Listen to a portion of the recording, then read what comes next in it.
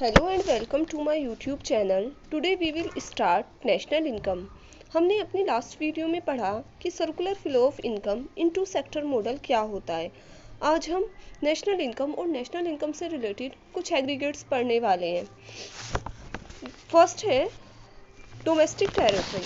Domestic territory क्या होती है? डोमेस्टिक टेरिटरी एक लिमिट्स होती हैं जिनके अंदर कोई इकोनॉमी प्रोडक्शन करती है, या फिर कह सकते हैं जो इकोनॉमिक टेरिटरी होती है वो एक ज्योग्राफिकल बाउंड्री होती है जहाँ पर person, goods and capital freely circulate होती हैं। जैसे ये इंडिया दिया हुआ है, इंडिया का मैप दिया हुआ है, यहाँ पर देख रहे होंगे कि एक ज्योग्राफिकल बाउंड्री दी हुई है। ज्योग्राफिकल बाउंड्री दी हुई है, ज्योग्राफिकल बाउंड्री दी हुई है। ये ज्योग्राफिकल बाउंड्री है इंडिया की। इट मीन्स क्या है कि यहाँ पर जो भी पर्सन होंगे, कैपिटल होगी या फिर गुड्स होंगी, वो एक प्लेस से दूसरे प्लेस पर इजीली आ जा सकती हैं, यानी कि इजीली सर्कुलेट कर सकती हैं।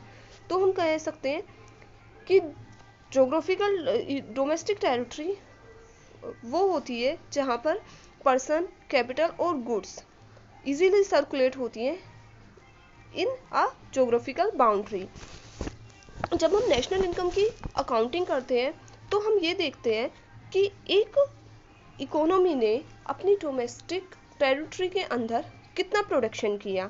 लेकिन कुछ चीज़ें ऐसी भी हैं जो हमारी डोमेस्टिक टेरिटरी का, ज्योग्राफिकल बाउंड्री का तो पार्ट नहीं होती, लेकिन वो भी डोमेस्टिक टेरिटरी में इंक्लूड की जाती हैं।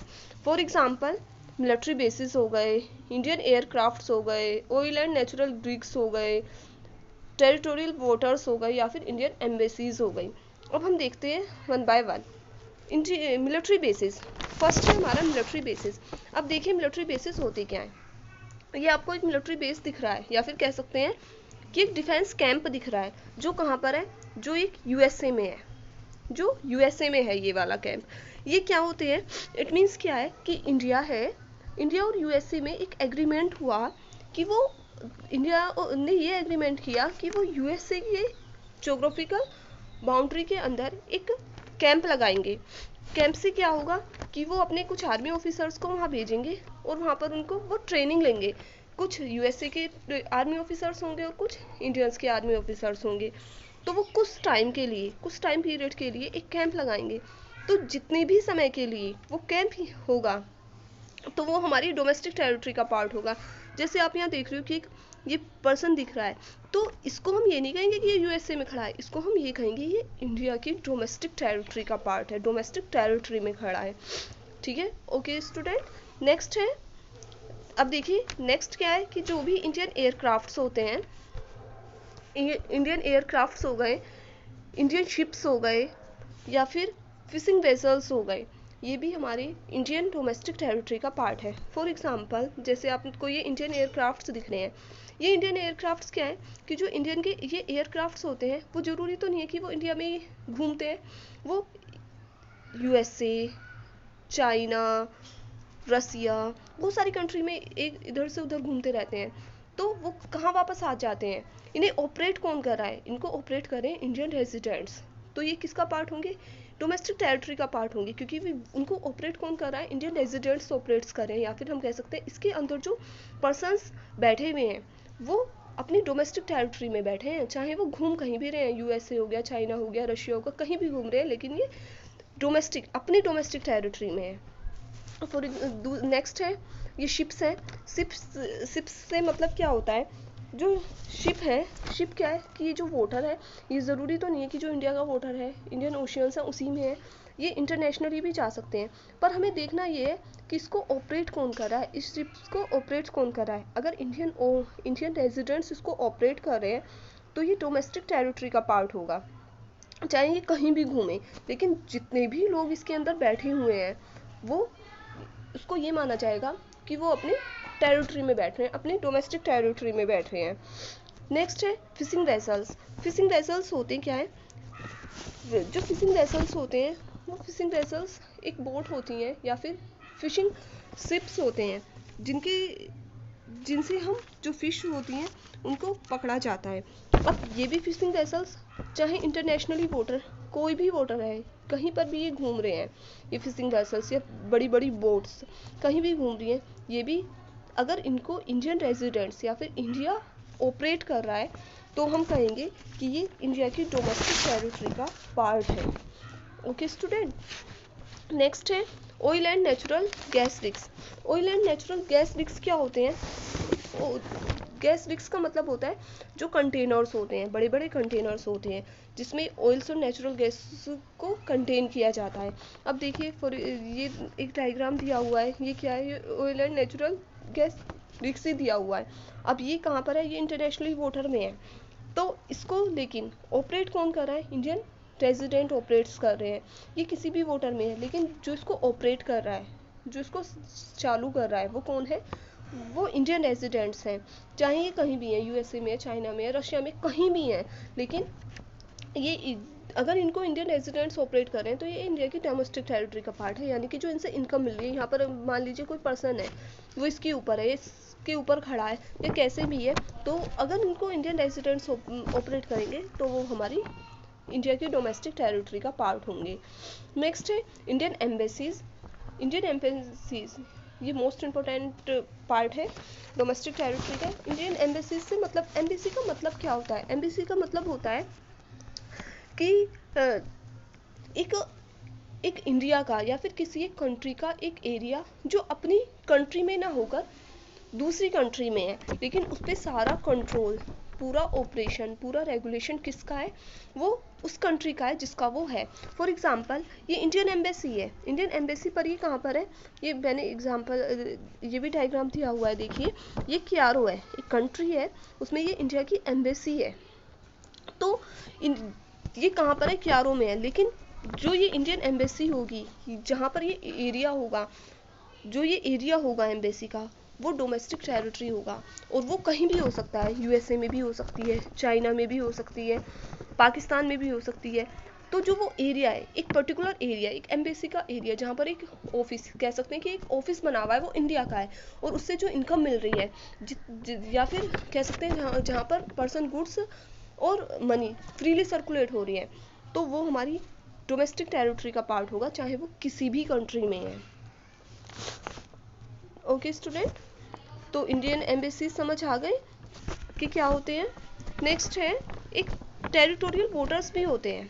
टेरिटोरियल वोटर जो मैंने अभी एग्जांपल दिया हुआ था, टेरिटोरियल वोटर का मतलब क्या होता है कि जैसे हमारा ये इंडिया दिया हुआ है, ये हमारा इंडिया दिया हुआ है, तो इंडिया के बाहर जितना भी क्या है, ये कुछ ओशियंस होंगे, तो ओशियन होंगे, यानी कि यहाँ पानी पानी है।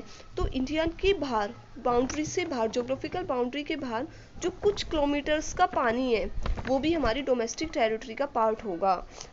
मान लीजिए कि एक बोट यहाँ पर तैर रही है, तो ये नहीं है कि ये कहीं दूसरी कंट्री में फ्लो कर रही है, ये कहाँ पर तैर रही है? ये हमारी डोमेस्टिक टेरिटरी में ही तैर रही है, अगर ये इंडिया की ज्योग्राफिकल बाउंड्री से जो कुछ किलोमीटर तक का पानी होता है, वो हमारी इंडिया की डोमेस्टिक टेरिटरी का ही पार्ट होता है। अब आई होप ये तुम्हें समझ आ गया होगा कि डोमेस्टिक टेरिटरी क्या होती है, या फिर जो ज्योग्राफिकल टेरिटरी से बाहर है वो भी डोमेस्टिक टेरिटरी का पार्ट क्यों है। अब जैसे हमने इंक्लूड किया कि डोमेस्टिक टेरिटरी में ये चीज़ें आती हैं, ऐसे ही अगर हम जो चीज़ें इंक्लूड नहीं होती डोमेस्टिक टेरिटरी में, ये इंडिया है, इंडिया के अंदर इंडिया को कोई मैप दिया हुआ है, उसके अंदर वैसे ही एम्बेसी और कंट्री की भी तो होगी, चाइना की भी तो होगी, यूएसए की भी होगी, तो बेशक वो हमारी ज्योग्राफिकल टेरिटरी का पार्ट है, लेकिन अगर वो बाहर की कंट्री की, यूएसए की, चाइना की एम्बेसी दी हुई है, तो वो हमारी डोमेस्टिक टेरिटरी का पार्ट नहीं होगी।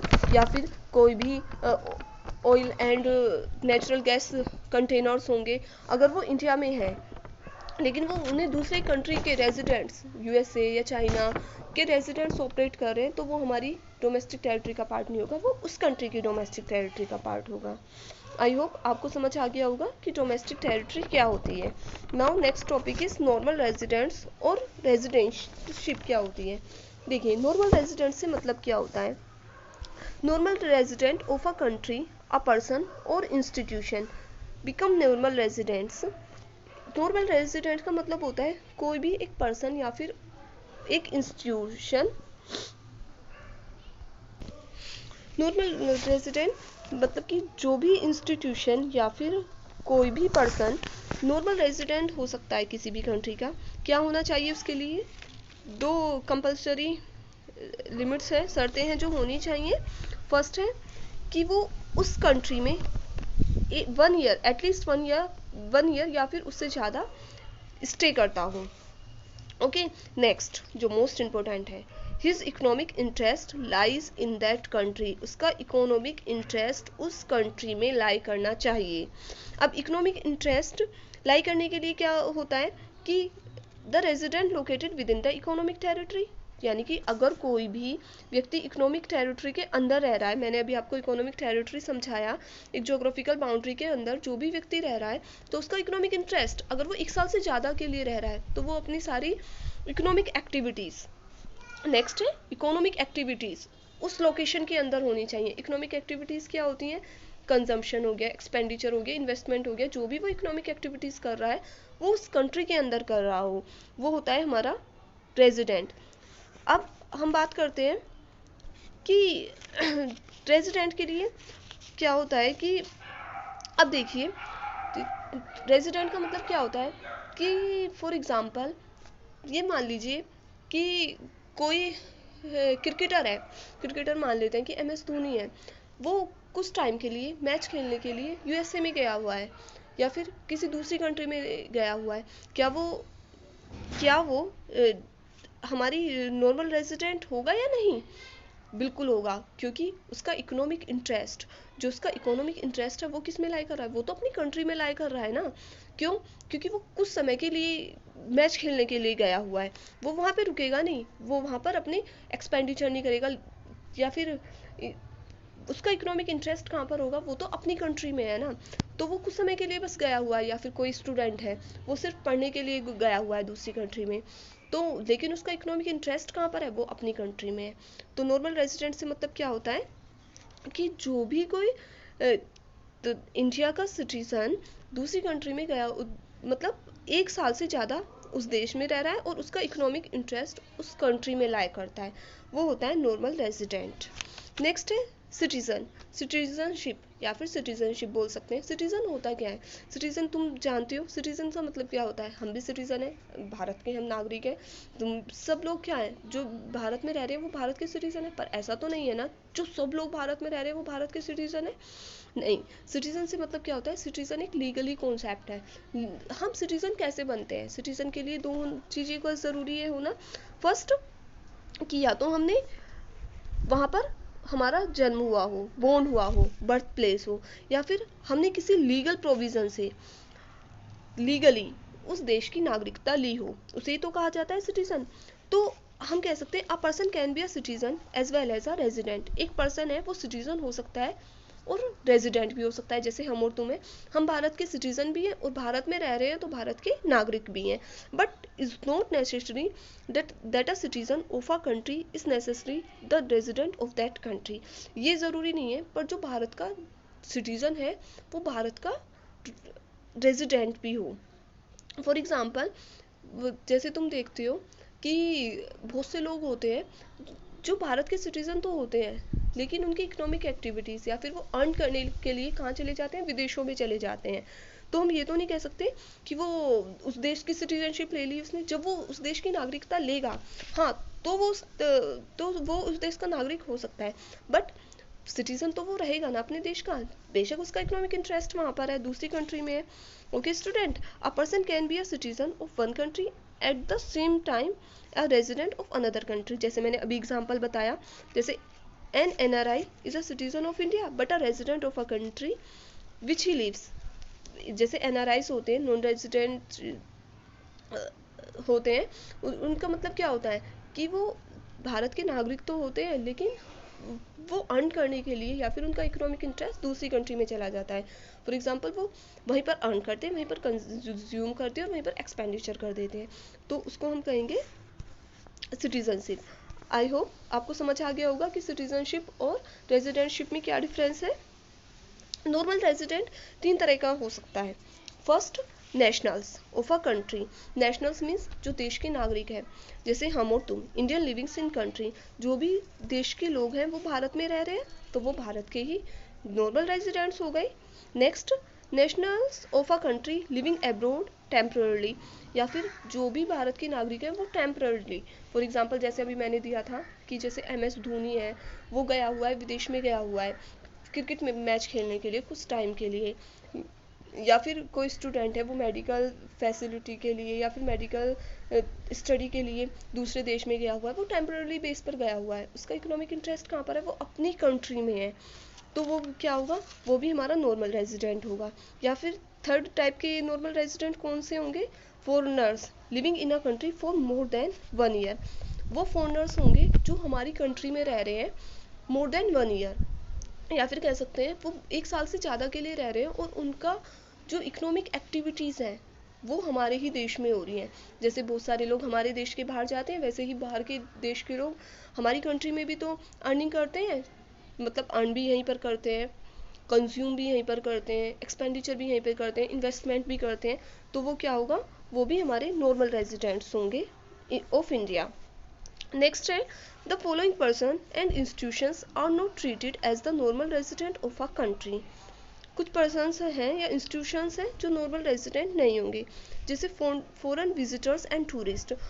फॉरेन विजिटर एंड टूरिस्ट हमारे इंडिया के नॉर्मल रेजिडेंट नहीं होंगे। क्यों नहीं होंगे, जैसे मैंने एग्जांपल दिया MS धोनी का, वो कुछ टाइम के लिए बाहर खेलने गया हुआ है, वैसे ही या फिर हम लोग, हमारे देश के लोग बाहर जाते हैं विजिट करने के लिए, एज अ टूरिस्टर जाते हैं, वैसे ही बाहर के देश के लोग हमारे यहाँ आते हैं। आपने देखा होगा कि रेड फोर्ट देखने कितने सारे लोग आते हैं, ताजमहल देखने कितने सारे टूरिस्ट आते हैं। क्या वो यहीं पर बस जाते हैं, हमारी ही कंट्री में रहने लगते हैं, नहीं रहते ना, यानी कि वो कुछ समय के लिए आते हैं, तो वो हमारी कंट्री के नॉर्मल रेजिडेंट्स नहीं होंगे। नेक्स्ट, जैसे हमारे देश के लोग विदेशों में पढ़ने जाते हैं, वैसे ही फॉरेन स्टूडेंट्स हमारे यहाँ स्टडी के लिए आते हैं, तो वो भी हमारी कंट्री के नॉर्मल रेजिडेंट्स नहीं होंगे। क्यों नहीं होंगे, क्योंकि वो कुछ टाइम के लिए आए हैं, कुछ टाइम पीरियड के लिए आए हैं, हो सकता है वो 1 साल से ज़्यादा हो, बट वो उनका इकोनॉमिक इंटरेस्ट हमारे कंट्री में नहीं होगा, वो तो इकोनॉमिक इंटरेस्ट उनका उस कंट्री में होगा, अपनी कंट्री में होगा ना, वो तो सिर्फ यहाँ पर स्टडी करने आए हैं। नेक्स्ट है, फॉरेन स्टाफ्स ऑफ एम्बेसीज। इसमें हम क्या है कि जो फॉरेन स्टाफ्स है एम्बेसी का जो फॉरेन स्टाफ है वो भी हमारी कंट्री के नॉर्मल रेजिडेंट्स नहीं होंगे। नेक्स्ट है, द क्रू फॉरेन शिप्स या फिर एयरक्राफ्ट्स। अब आपने देखा, मैंने अभी आपको एग्जांपल बताया था एयरक्राफ्ट्स का, इकोनॉमिक टेरिटरी जब हम पढ़े थे हमने देखा था कि बहुत सारे एयरक्राफ्ट्स होते हैं या शिप्स होते हैं, वो एक कंट्री से दूसरी कंट्री में फ्लाई करते हैं। वैसे ही जो फॉरेन्स के हैं, तो फॉरेनर के जो एयरक्राफ्ट्स होंगे वो हमारी कंट्री में क्या कर रहे होंगे, फ्लाई कर रहे होंगे। जो फॉरेन एयरक्राफ्ट्स में जो लोग बैठे हैं उनको क्रू कहते हैं। अब जो वो लोग बैठे हुए हैं तो वो क्या हमारी कंट्री का पार्ट थोड़ी ना है, वो उस कंट्री का पार्ट है, तो वो उस कंट्री के नॉर्मल रेजिडेंट्स होंगे। नेक्स्ट हम कह सकते हैं, international organization such as World Bank, IMF etcetera. अब इसको हम समझते हैं कि ये क्या है। इंटरनेशनल ऑर्गेनाइजेशंस होती हैं, जैसे WHO हो गया, IMF हो गया या वर्ल्ड बैंक हो गया, जो पूरे वर्ल्ड को ऑपरेट करती हैं, इनकी कोई भी ब्रांच अगर इंडिया में है तो वो इंडिया की डोमेस्टिक टेरिटरी नहीं है, वे उस कंट्री की डोमेस्टिक टेरिटरी होगी जिसका वो बेस होगा, या फिर कह सकते हैं कि जिसका वो ऑर्गेनाइजेशन हो, जहाँ पर उसका हेड क्वार्टर होगा। तो इंटरनेशनल ऑर्गेनाइजेशन जैसे वर्ल्ड बैंक हो गया, इंटरनेशनल ऑर्गेनाइजेशन हमारे नॉर्मल रेजिडेंट्स नहीं होंगे, क्योंकि उनका जो इकोनॉमिक इंटरेस्ट है वो अपनी कंट्री में लाई करता है। जैसे कि WHO है, WHO की कोई ब्रांच है वो इंडिया में है, लेकिन उसका हेडक्वार्टर कहाँ पर है, वॉशिंगटन DC में, तो वो वहाँ का नॉर्मल रेजिडेंट होगा, हमारी कंट्री का नहीं होगा। नेक्स्ट है, बॉर्डर वर्कर्स। बॉर्डर वर्कर्स क्या होते हैं, देखिए ये इंडिया है और ये नेपाल है। नेपाल में क्या होगा कि बिल्कुल बॉर्डर से मिला हुआ है, तो जो नेपाल के लोग हैं, बहुत से लोग वो डेली टू डेली इंडिया में आते हैं अर्न करने के लिए, सुबह आते हैं और शाम को अपने देश वापस चले जाते हैं। तो वो क्या कर रहे हैं, सिर्फ वो अर्न करने के लिए आ रहे हैं, लेकिन उनका इकोनॉमिक इंटरेस्ट कहाँ पर है, अपनी कंट्री में है। तो जो बॉर्डर वर्कर्स होंगे वो भी हमारी कंट्री का पार्ट नहीं होंगे, हमारे कंट्री के नॉर्मल रेजिडेंट्स नहीं होंगे। ओके स्टूडेंट, आई होप आपको ये बहुत अच्छे से समझ आ गया होगा कि इकोनॉमिक टेरिटरी क्या होती है, सिटीजनशिप क्या होती है, रेजिडेंटशिप क्या होती है। अब हम देखते हैं कि फैक्टर इनकम और ट्रांसफ़र इनकम क्या होते हैं। फैक्टर इनकम की तो हमने सर्कुलर फ्लो ऑफ इनकम पढ़ा था, उसमें भी बात की थी, लेकिन फिर से बात कर लेते हैं। Income received by the factors of production for renting their factor services in the process of production. मतलब फैक्टर इनकम से मीन्स क्या होता है, प्रोडक्शन के लिए जो भी फैक्टर्स अपनी सर्विसेज को रेंडर करते हैं, देते हैं, तो उनको क्या मिलता है, उनको कुछ पेमेंट मिलता है। फॉर एग्जांपल लैंड है, लैंड किसी हाउस होल्ड ने दी, तो उसने क्या अर्न किया, रेंट मिला। वेजिस लेबर को इनकम क्या मिली, वेजिस मिली। इंटरेस्ट मिला कैपिटल को, और प्रॉफिट किसने अर्न किया, इंटरप्रेन्योर ने अर्न किया। तो ये सब क्या है, हमारी ये फैक्टर पेमेंट्स है या फिर फैक्टर इनकम है। नेक्स्ट है ट्रांसफ़र इनकम।